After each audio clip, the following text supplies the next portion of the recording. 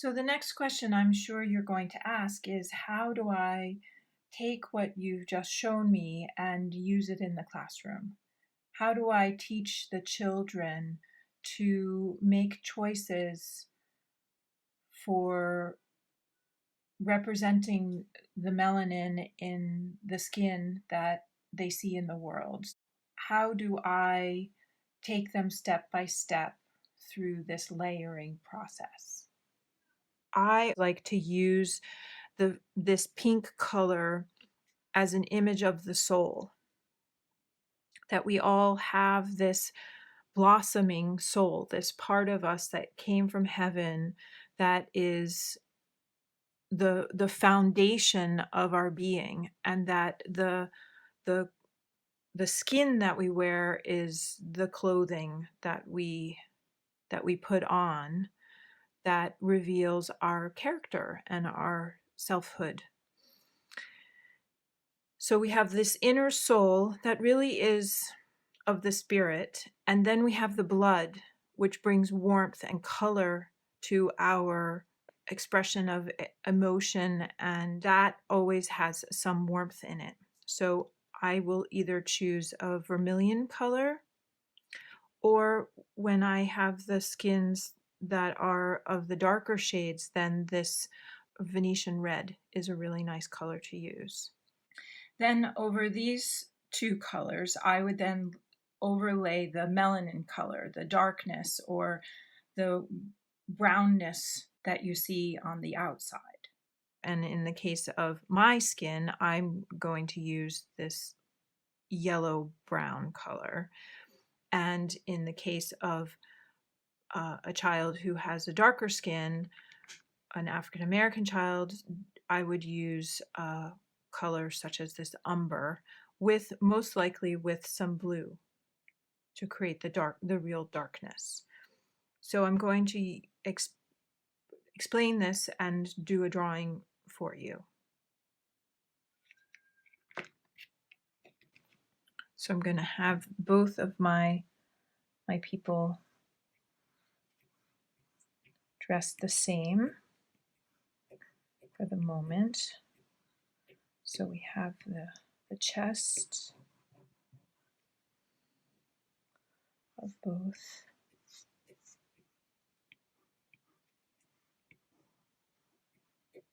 And then we'll have some blue jeans.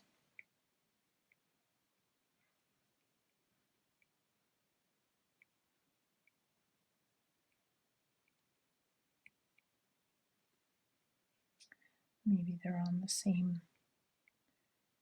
color team.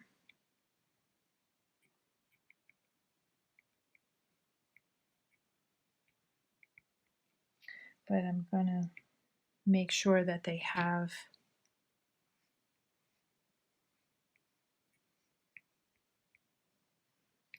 all of their body parts. Arms.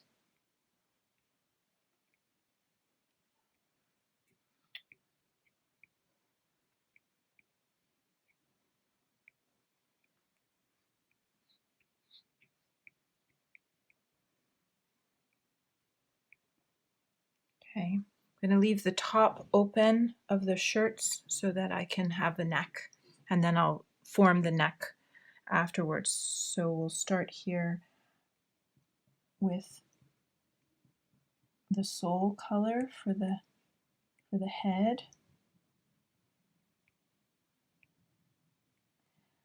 Because the pink is light enough that it won't overshadow the other colors that we put on.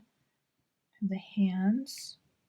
So I'm going to put the thumb towards the middle, sort of a resting hand. The pink will become a part of the skin tone, and then I'm going to have them have some bare feet here at the bottom. And you can talk to the children about how the color of the skin is in different colors in different places in the body.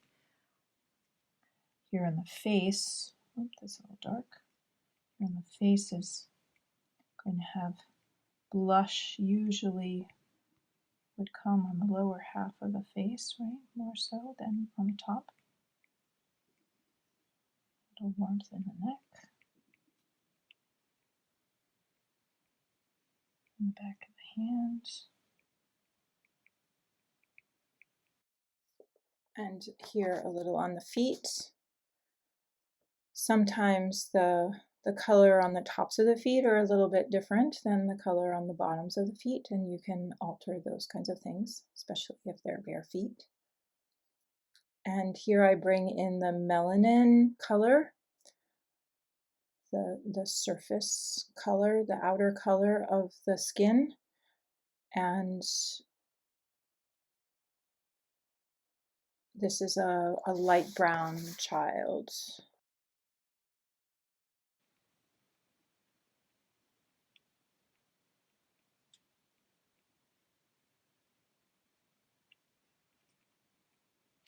So here I kind of sort of went out of the lines, you can see on the hand, and here a little bit on the foot.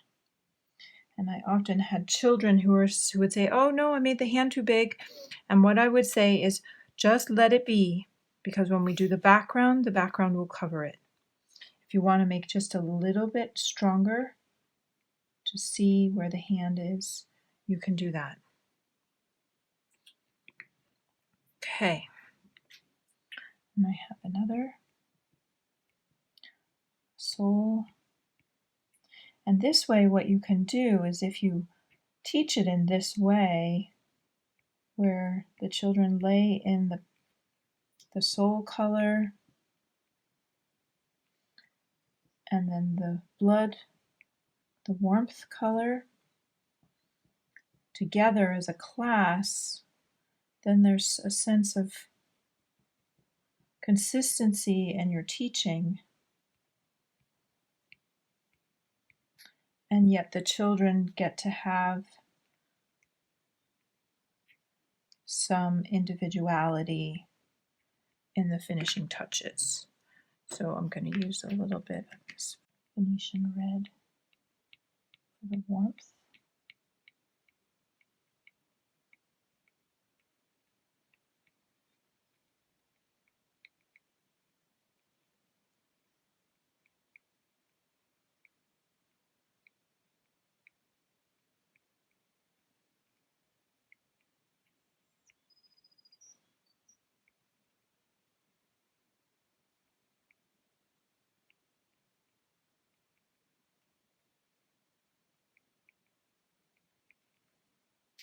And then I have my umber color to bring the darkness.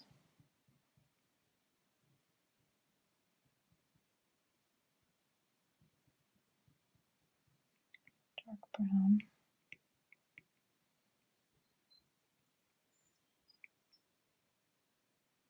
Now with this as well, I can decide if I want to make it darker. I can bring in a little bit of blue darkness.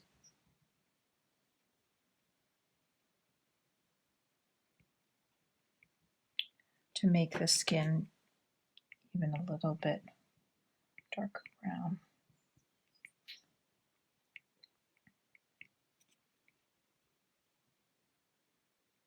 And there you can see I have a little halo of blue here, which the children would freak out about, but you can say as you're doing your drawing, I'm not going to worry about that because I have to draw his hair. And so I'm going to have his hair come in on the outside of his head, and that will cover over that blue, no problem. And remember that some of the hair will come over the front of the face as well. Give him some hair here.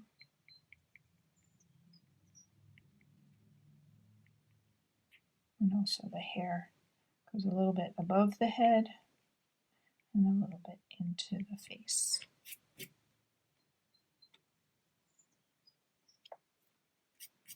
So here are my two friends, and we'll give them a little bit of place to play here. Now, if you want to have a little bit of that feeling of the golden child, you can certainly, of all, and we do in the second grade, you can kind of give the child a little bit of a halo. There's a sense of goodness and truth to that child. Do that. And I'm going to fill the sky with golden light. As you can see, where I go around the body, those places where I went out of the lines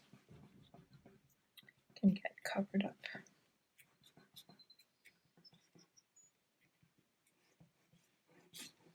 And you don't even notice them.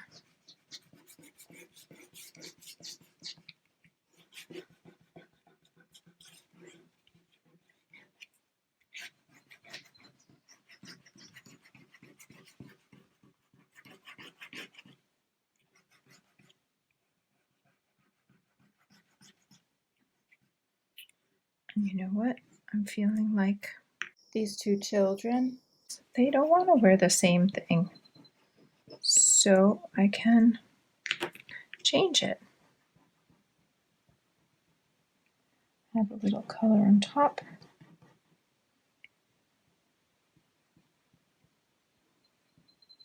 Change the color.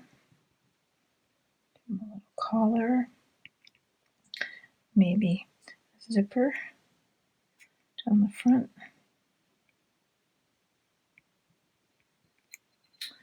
Right, and then he'll have a collar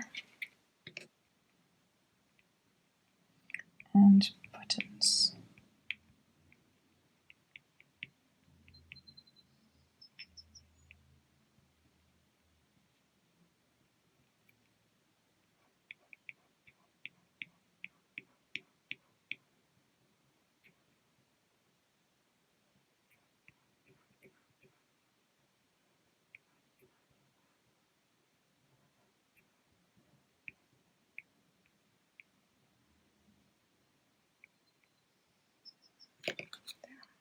Make his pants a little darker.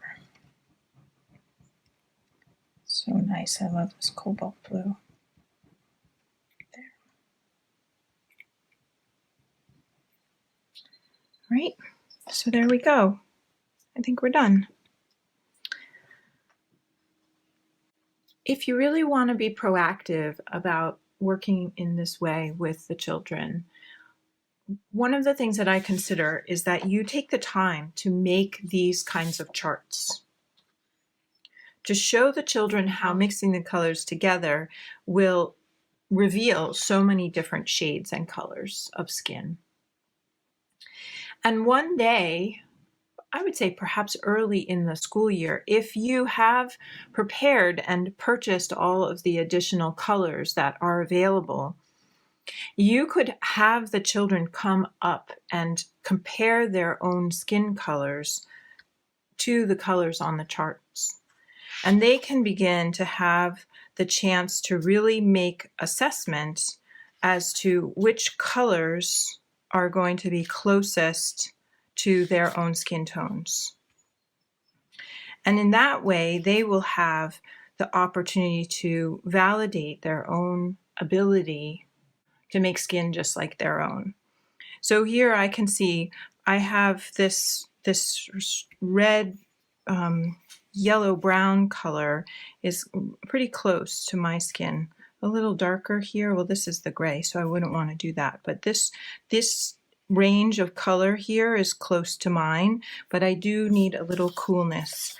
Because here on my hand, you can see I have a little bit of, my veins showing through. And when the children take the time really to look at their own hands and their own skin, then they too can see that the skin changes depending on different places on their body. So here I see, my skin color is a little bit, I like this yellow brown color, and here I can see the places where I have more blue are more like this color. This is the cobalt blue that I really like. This is a little bit better, but maybe a little too yellowy for my skin. My skin tends to be more on the pinkish side. I think this is perhaps a little bit too dark, but this rust color could work for me if I maybe blend it here. So here's rust, and here's the lemon. Here's the rust and the yellow, brown, and rust. So it's kind of like this color, be more like this one. Yeah, interesting. With a little bit of pink on top here. So if I mixed these two, or these two, and put some pink on it, I probably could have a really close match to my color. And then if I were your student, you would then make some decisions about which of the colors were best for them to have in their crayon case. And when they have their colors in their crayon case, anytime they make people like themselves, then they would choose the colors that they have. And then you could even have an activity such as this one, where they draw a picture of themselves and a classmate who has different colors, a skin tone, and then they can have a sense and a feeling for what their skin is like. Really having an activity of representing another human being that has a different skin tone is really an awakening, exciting opportunity. So this could be a really great thing. I would encourage you then to be diligent about purchasing enough of these colors so that you can create opportunity for the children to have these colors in their own color cases.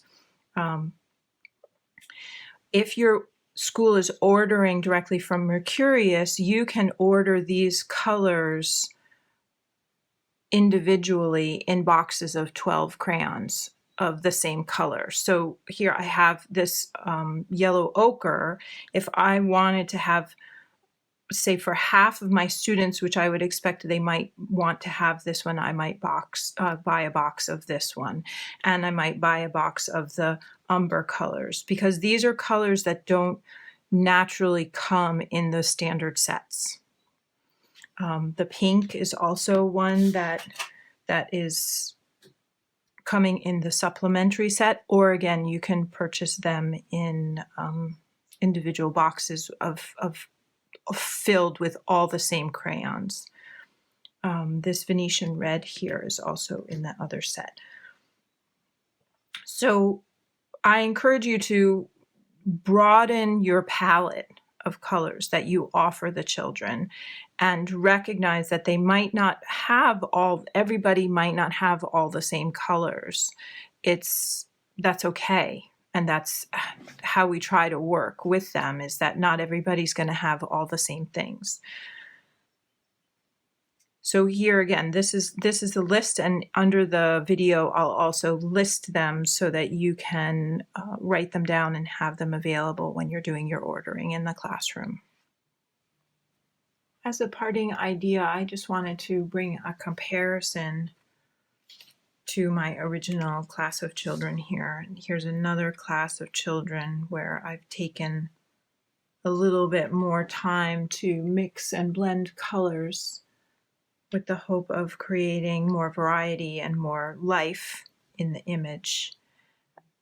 Some are more successful than others, but it's really up to you to spend some time experimenting and trying things out, because it's really all in the learning, right? It's all about learning. And so the more you do it, the more you practice, the more opportunities you have to find things that really work, that resound and sing real beautiful tones and colors for the children to have in their own work. I hope that you have found this inspiring, and thanks for watching.